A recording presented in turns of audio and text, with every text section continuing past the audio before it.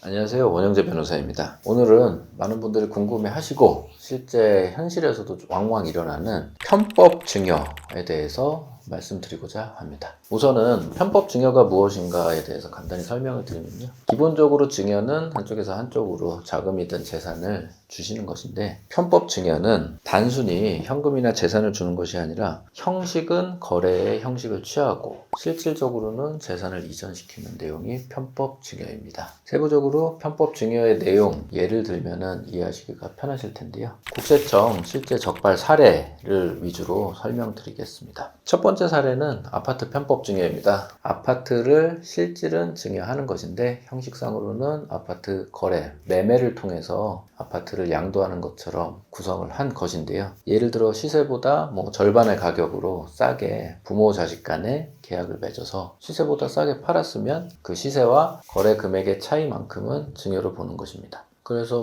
예를 들어 국세청에서 5억 원의 시세 차이를 편법 증여로 보아 해당 5억 원에 대해서 증여세를 부과한 경우가 있었습니다. 또 두 번째 사례는 많은 분들이 하시는 부모가 자녀에게 자금을 무상으로 혹은 상당한 저리로 대여해 주는 것인데요. 그렇게 되는 경우는 정상적인 이자율에 비해서 저리나 무이자로 빌려줬을 때 그 차액, 이자만큼을 증여로 보게 되고, 심한 경우에는 해당 금액 전체, 대여 금액 전체를 증여로 볼 수 있으니 이 부분도 특히 주의하셔야 합니다. 또 마지막으로 흔히 편법 증여로 인정되거나 적발되는 경우가 법인을 통한 우회 증여입니다. 주로 사업체를 운영하시는 부모님이 자녀를 직원으로 채용하고 실제는 그 자녀가 일을 안 하지만 고액의 급여를 지급하는 경우, 이 부분은 해당 급여액만큼을 증여로 보고 증여세를 부과하는 사례가 있습니다. 문제는 편법 증여를 한 경우 해당 부분이 국세청에 적발이 되면 어떻게 될 것이냐는 것인데요.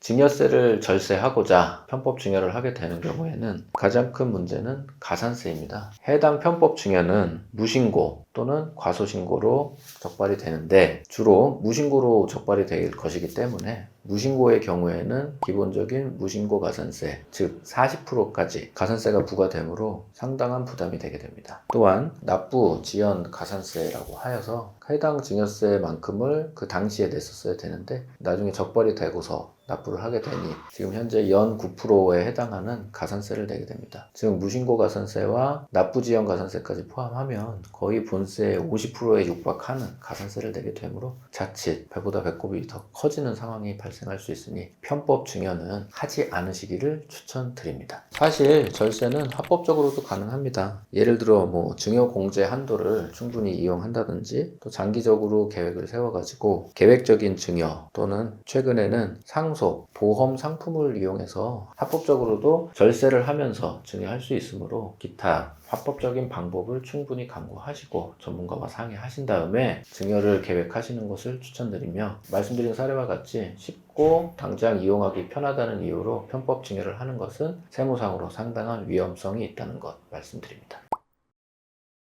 오늘은 편법 증여와 실제 국세청 적발 사례를 간단히 예시로 들면서 말씀드렸습니다. 상속 증여는 전략과 계획이 중요하지 꼼수는 통하지가 않고 오래가지도 않습니다. 해당 부분 충분히 염두에 두시고 합리적인, 합법적인 상속 증여 하시기를 추천드립니다. 이상입니다. 감사합니다.